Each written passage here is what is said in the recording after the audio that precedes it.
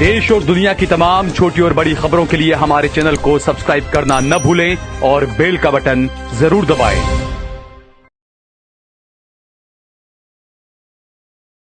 अस्सलाम वालेकुम, आदाब। देश लाइव में आपका स्वागत है। मैं हूं सहल कुरैशी। दोस्तों, जिस तरीके से तालिबान और अफगानिस्तान के जो विदेश मंत्री आमिर खान मुत्तकी भारत दौरे पर आए, मुलाकातें की उन्होंने जयशंकर से और सबसे, और देवबंद भी गए वो। और जब देवबंद गए तो काफी लोगों के पेट में दर्द होने लगा। जो लोग देवबंद की तारीख को नहीं जानते हैं, वो अनाप शनाप की बकवास उन्होंने की। और कुछ बातें ऐसी है जिसे लेकर सवाल उठना लाजमी है। मैं बार बार कहता हूं, उलमाए देवबंद की कदमों की धूल हैं हम। मैं अपनी बात कर रहा हूं, आप नहीं मानते अलग बात है। क्योंकि आजादी के बाद से अब तक उलमाए देवबंद का जो इतिहास रहा है वो किसी से छुपा नहीं है, वो सबको पता है।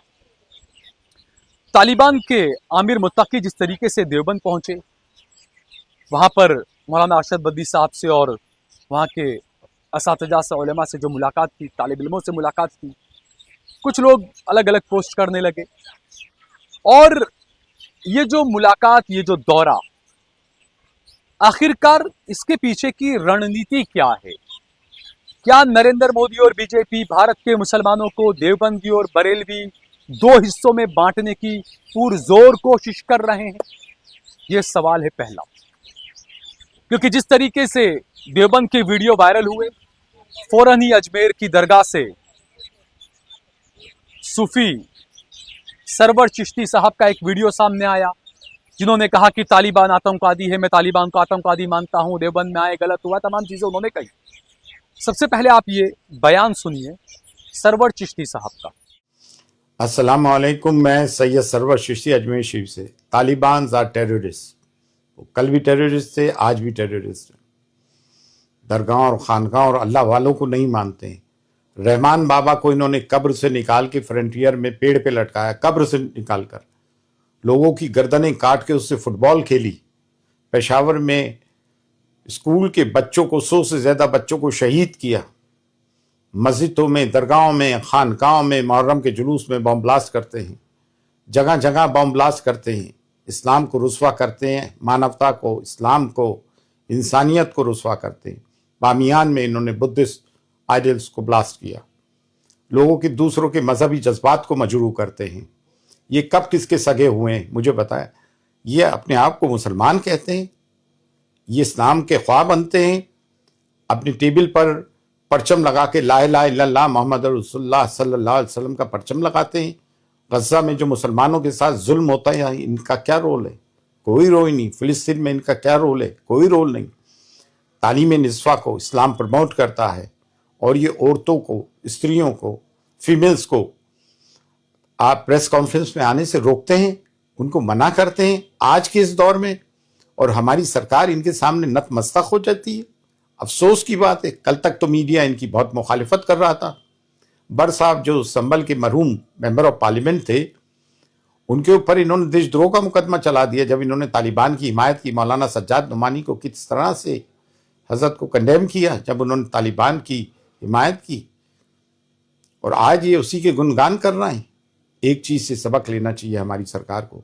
सोवियत यूनियन की जंग में जब पाकिस्तान ने इनका सपोर्ट किया, और ये आज पाकिस्तान के नहीं है, तो क्या ये हम, जबकि दोनों मुस्लिम कंट्रीज हैं, तो क्या ये हमारे भारत के होंगे? ये कभी नहीं हो सकते हैं। इस देश की सालमियत, सिक्योरिटी, पीस से रहने का सिर्फ एक ही रामबाण है, और वो ये है कि हिंदू और मुस्लिम में दोस्ती, यहाँ कम्युनल हार्मनी प्रिवेल करे, या सेंस ऑफ जस्टिस हो, आदिवासी, दलित, माइनॉरिटीज पे जुल्म बंद हो, हम प्यार मोहब्बत से रहें, तो हमें फिर दुनिया की किसी ताकत से खतरा नहीं है। और इन लोगों से दोस्ती जो जालिम और जाबिर हैं, अल्लाह, अल्लाह हाफिज। सुना दोस्तों आपने सरवर चिश्ती साहब। क्योंकि बरेलवी समुदाय से हैं, कुछ कहने की जरूरत नहीं है, और देवबंद का नाम आती ही तमाम चीजें खड़ी होती है। अब थोड़ा सा पीछे जाता हूं, आपको पीछे ले जाता हूं मैं। तालिबान ने भारत के दौरे पर जब आए, तालिबान के सरबराह और अफगानिस्तान के विदेश मंत्री आमिर खान मुत्तकी, तो उन्होंने दिल्ली के अंदर विवेकानंद फाउंडेशन में वहां पर गए कार्यक्रम में उन्होंने हिस्सा लिया। अब विवेकानंद फाउंडेशन जो है वो किसी से छिपा नहीं है। जो हमारे देश के भारत के जो एनएसए हैं अजीत डोवल विवेकानंद फाउंडेशन के डायरेक्टर हैं। विवेकानंद फाउंडेशन क्या क्या काम करता है, क्या क्या मुतनाज़ा वो रहा है, कितने तनाज़े उसको लेकर हुए हैं, ये किसी से छिपा नहीं है। अब अफगानिस्तान के विदेश मंत्री वहां पर गए, क्यों गए, ये एक अलग बात है, लेकिन एक खबर बनी कि वो विवेकानंद फाउंडेशन में गए, कार्यक्रम में गए।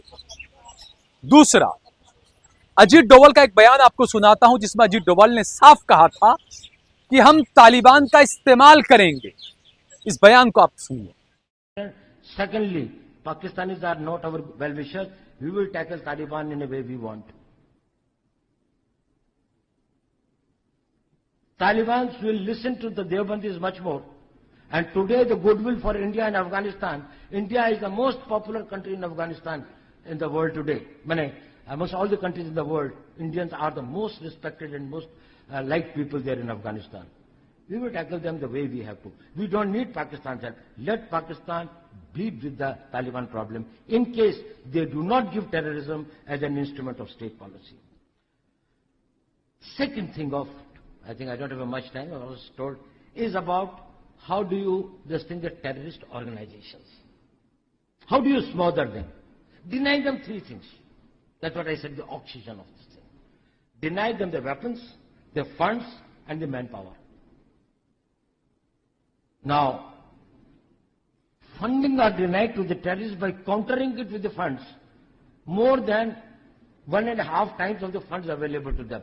So if they have got a budget of 1,200 crores, you can match it with 1,800 crores. They are all on our side. At least they won't do. They are mercenaries. You think they are the great fighters? What are they fighting for? It is only because they haven't got the job, they haven't just think somebody has misled them. So you have to only match. So go for more of a covert thing. Now, they are meeting it by drug money, they are matching it by currency counterfeited money. Probably we can go for a thing. India is a bigger country and a bigger economy. We will match the money by money. We will deny them the weapons and we will deny them the recruitment. That's extremely important. So work amongst the Muslim youth. And we have to work amongst them through the Muslim organization. ये पुराना बयान है अजीत डोवल का जिसमें उन्होंने साफ कहा कि हम तालिबान का इस्तेमाल करेंगे पाकिस्तान के खिलाफ या जो भी। तो क्या तालिबान इतने कमजोर हैं कि वो किसी के लिए भी इस्तेमाल हो जाएंगे? क्या भारत उनका इस्तेमाल कर लेगा इससे?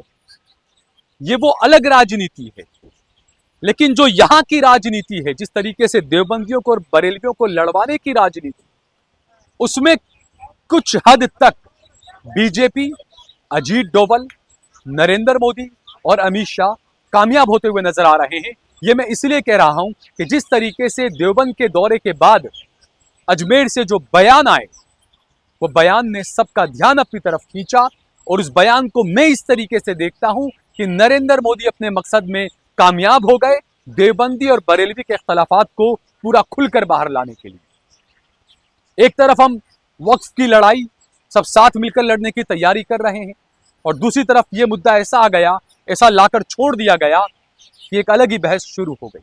लेकिन मुसलमान समझदार है, मुसलमानों को ऐसे तनाज़ों से बचना चाहिए, ऐसी टीका टिप्पणियों से भी बचना चाहिए जो टीका टिप्पणी सरवर चिश्ती साहब कर रहे हैं, क्योंकि इख्तलाफात और ये तमाम चीजें, सरवर चिश्ती साहब आप कह रहे हैं कि तालिबान को आप आतंकवादी मानते, आप मानिए, दुनिया भर के कई देश उसको मान्यता दे चुके हैं तालिबान की सरकार को, और दिल्ली के अंदर घुसकर, दिल्ली के अंदर आकर, दिल्ली के अंदर बैठकर आमिर खान मुत्तकी ने साफ कहा कि हमारे पीछे जो झंडा लगा है उस झंडे के तले हमने जिहाद किया था, हम उस जिहाद को इस झंडे के तले जीते हैं और यही हमारे देश का झंडा है। इतनी सारी बातें वो यहां पर आकर कहकर गए। है किसी की ताकत के उसका विरोध करो और कहे कि आप जिहाद की बात क्यों कर रहे हैं?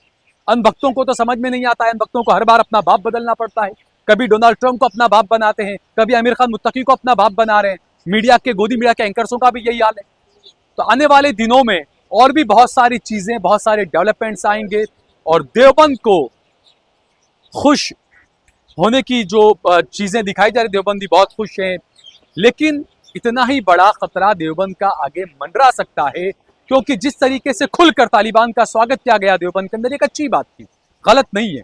क्योंकि जब भारत सरकार मेहमान बनाकर बुला रही है तो जो हमारी सरकार का मेहमान वो हमारा भी मेहमान, हम भी उसको बुला रहे हैं, चलिए, क्योंकि वो कातिल तो नहीं है ना। अगर आप बुश को बुलाते हैं, अगर आप नेतन्याहू को बुलाते हैं तो मुसलमान उसका विरोध करेंगे बिल्कुल, क्योंकि वो लोग कातिल हैं। तो यहां पर जिस तरीके से देवबंद ने जो खुला बड़ा दिल दिखाया, देवबंद में इस्तकबाल किया गया, उसके अलावा आने वाले वक्त में देवबंद का नाम तालिबान के साथ बार बार जोड़ा जाएगा और आगे परेशानियां खड़ी की जा सकती है, इस बारे में भी गौर किया जाना चाहिए। इस वीडियो को ज्यादा से ज्यादा शेयर करें, कमेंट करें, लाइक करें। अगर आपने हमारा चैनल देश लाइव सब्सक्राइब न किया हो तो हमारे चैनल को जरूर सब्सक्राइब करें। डिस्क्रिप्शन में एक लिंक दिया हुआ है, इस लिंक पर क्लिक कर ज्वाइन बटन दबाकर आप सीधे हमारे साथ जुड़ सकते हैं। हमने हमारा नंबर भी दिया हुआ है।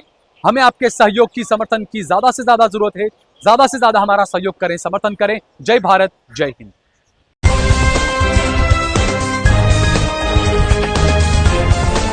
देश और दुनिया की तमाम छोटी और बड़ी खबरों के लिए हमारे चैनल को सब्सक्राइब करना न भूलें और बेल का बटन जरूर दबाएं।